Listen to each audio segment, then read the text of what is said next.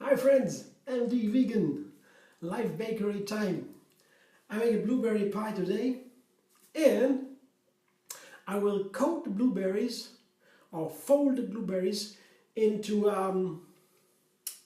lemon, beet juice, mango juice. This is a mango juice with a good part of beet, and that's the only thing that might be a little bit an obstacle for somebody who has no juicer.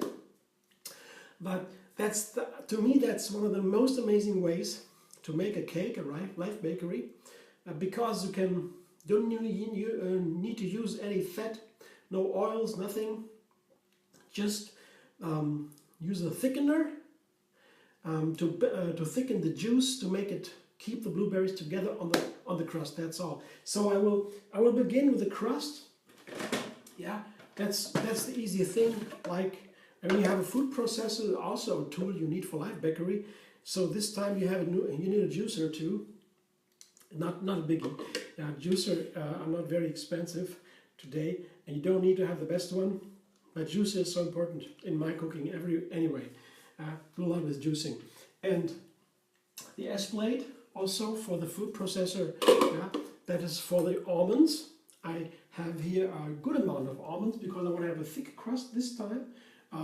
Here my pan is only small, 20 centimeters or so, not much. Yeah, fitted with a parchment paper, and so I have a little bit more almonds than usual, more than 2 cups, about 2 cups for the small pan. I wouldn't use that much usually, a little bit thicker. So I begin with the almonds to make a course meal. That would be easier and less time than putting all together the almonds in from the beginning. So almonds first, the dates in, the almonds first. So the meal is ready. I don't need to show you. You just process them until they are as fine as you like, and from a certain point it won't get more finer unless, you do it for 20 minutes or so, or 10 minutes. Just maybe 2 minutes, that would be enough in a good food processor, no problem. And then I put the dates in. I have here a dozen dates or so, a little bit more maybe. Of course, pitted, that's important. Otherwise, you have bad sounds in the processor. I put it just from the top, just in there. One fell off. That goes in later. I have to wash it, not now.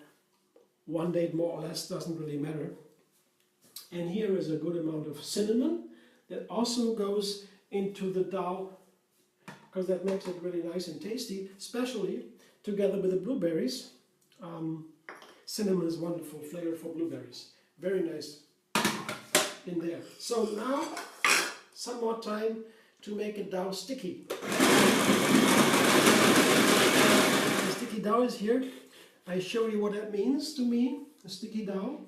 Here you see everything is the same texture now, and I put it here between my fingers, and I press it a little bit, and that keeps together. See, that has to be. Yeah? Otherwise, you will not have a firm crust. So I'm doing here. I take out the blades now. I don't need them anymore. Take them out, and put all the sticky dough onto the parchment paper into the pan. Now I have something here to get everything out. Little scraper. So, and then once everything is in, I can begin to spread it evenly. And once it's evenly spread, I begin to press it down firmer and firmer. So that's now, once it is a little bit pressed, I begin to use my knuckles and the weight of my body, you see. And I will have to do that for some moments. I will back in a moment and show you when it's ready, when it's done. So the crust is ready. Yeah, you see what it looks like. It's really firm. It's a little bit thicker than usual, maybe like this, here, maybe almost a centimeter And that's very nice because the rest of the cake will only be blueberries, almost, and this amazing, delicious mango juice. It's a beet mango juice with a lemon. I have the recipe in another video, and it's linked in the info box under the video on my channel. You can find it there, but it's so easy. You just have a large amount of mangoes, a little bit of beet, and a lemon. What two? It depends on how much juice you want. And then you juice it, and it is a juice. It's really, you have to taste it. It's really, these beet juices with other fruit combined, they can be so delicious. I mean, so far I don't think anything can beat that. It's so delicious. And it has a nice texture, as you can see, because the mango has been very juicy and ripe. So it is a thick juice, you see, like this. I put half a liter in there, here, for now. Maybe a little bit more. A little bit more than half a liter. Yeah, I guess that would be enough. That would be, the whole thing would be 1 liter, and I have a 2/3 of it. 3/4, 2/3. I guess I don't need more. For the rest, I have the 2 pounds of blueberries here, like this. Yeah, and that I guess would be enough to fold them in. But to get this juice, which is creamy already, into really gel, almost a gel, I need locust bean gum. That's my favorite thickener for just juices, to make them a little bit more creamy, gel-like. It won't firm up like coconut oil. That will really make it a cuttable cream. But I have really maybe 4 or 5 tablespoons of locust bean gum for now, let's say 2/3 of a liter of the juice, of the thick creamy juice. I guess that would do it. First I will stir a little bit into the juice. I need a blender for that because I want to make sure the locust bean gum and the juice are combining well.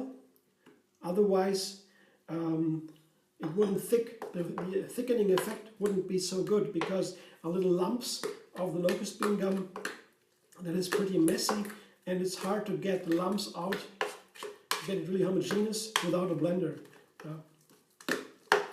That is so much easier with a blender. So I begin to put the locust bean gum all into the juice, so it wouldn't stick to the sides of the blender. That could happen. Well, it happened last time, so I make sure it doesn't happen again, and then I scrape the rest from the spoon. It already begins to thicken, of course, at the spoon, but the juice now I will blend it very evenly, and then I use it into the blueberries.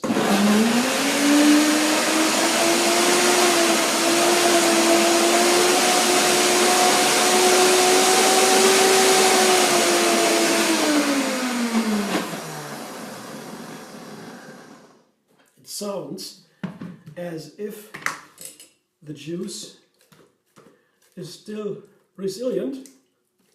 Yeah, I have to do it again. It's a lot of locust bean gum. I still scrape the sides down, help it into the juice. Yeah, and it begins to get better. But you know what? I take the rest of the juice too. Come on, put it all in. Let's see now.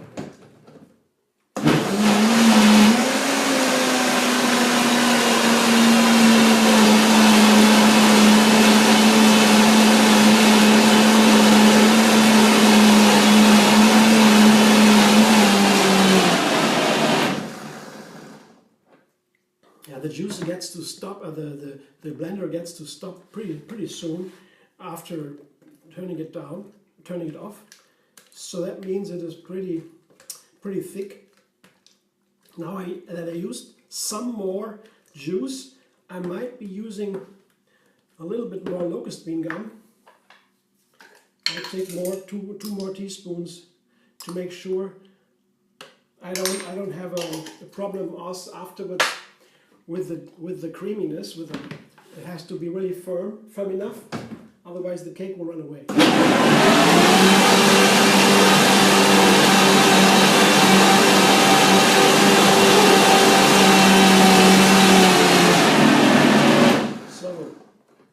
I guess that's done now. Yeah, it looks nice. Show you what it looks like. See, really firm now. That's what it should look like. See, pretty firm. It's runny still, but it will firm up overnight, of course. And now I will have to combine it with the blueberries. So first I put the juice into the bowl. A nice bowl where I can combine it with the blueberries. It's pretty thick now.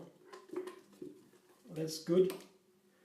The texture is okay, so the cake will really keep together.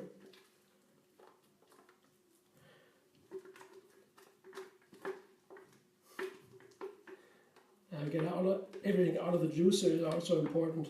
I don't want to waste this precious juice. Now it's a cream.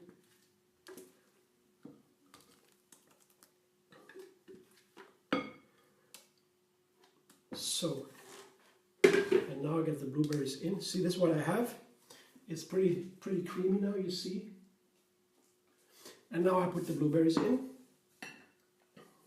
Now I need a big spoon for that. Something firm.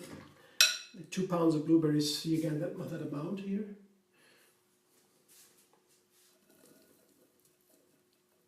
I washed the blueberries. They come from the field. I washed them and I dried them because I always find a blueberry inside that is not so well, a little bit awkward. I take it out. That's why I wash it. And also to cleanse it, and then I dry it because when there's too much water on the blueberries, I put it on a paper, yes, on a kitchen paper, because when it's too watery, it will dilute the cream, the juice here with the thickener. It's not so good. It should be pretty dry, the blueberries. So I dry a little bit the blueberries. It's a little bit of work. You have to use that paper towel to put it under the blueberries and to wait for a while until the water goes into the paper from the blueberries. But that's worthwhile. And I don't need to throw the paper away. I can dry it up. Now it lies here around and I will dry, and then I use it anyway. I don't throw it away. I use it one more time. It doesn't get dirty. A little bit bluish, blueberries here and there, but the paper is still good. So that's now what I have to do here to combine the blueberries with the juice. I'll show you. Here, it's my filling now. See, it's pretty firm already. And that has to be because otherwise the cake runs away. That's not a cake then. So that now I put it into the form, into the spring form. That seems to be a good amount. Fits all in.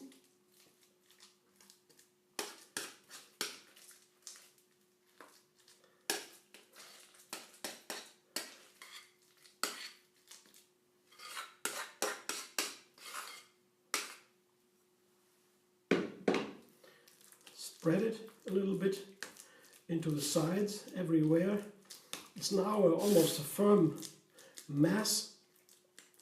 The filling firms up already, of course, but that's exactly the effect I want. And it is a very, very nice flavor with the beet and the mango. I can't explain, I can't tell you.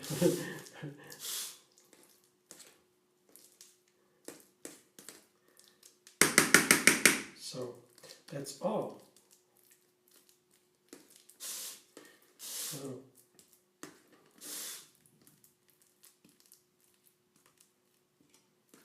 So you can show you in a moment what I have here.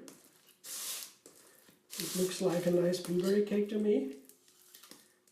And it's not light, yeah, it's really light. There are only blueberries, some mango juice and beet juice. That's all. The nuts and the crust and the dates, that's all. And the thickener, yeah, that is very healthy too. It's good for the digestive tract. These thickeners, they are very nice. This is my cake. How you feel about this? Isn't that nice? And on top, I will just put some blueberries on top. Maybe. You could put any berry. Just one layer to make it a little nicer. Then you have a little bit a different effect. I have another topping, just one layer, because otherwise the rest of the blueberries, they do not touch the juice, the filling, they will fall down anyway. So I have to press it into the filling a little bit, and then I have a nice top layer of just blueberries. I guess there's also a nice visual effect to see these blueberries on top, and when you cut into the cake, you have these wonderful blueberry pieces full of blueberries folded into this juice cream. I guess that is nice. So I show you again what I have. You can take any berries on top. You just have to make sure it's only one layer, and you can press it into the. How about this? Isn't that nice? Well, I'm very glad now. My cake is ready. I maybe a little foil on top, put it in the fridge. Tomorrow it will be so firm I can cut it and serve it to my friends. It will come on Saturday, and I will have a nice party at night. And then we're looking forward to a new cake. I always make a new cake when they come. So a new invention. Okay, thanks for watching. I hope you enjoy. If you like, subscribe MD Vegan on YouTube. Have another recipe every single day. And if you like, give a thumbs up. And you can also find me on Facebook, Instagram, Pinterest, and Twitter. See you soon.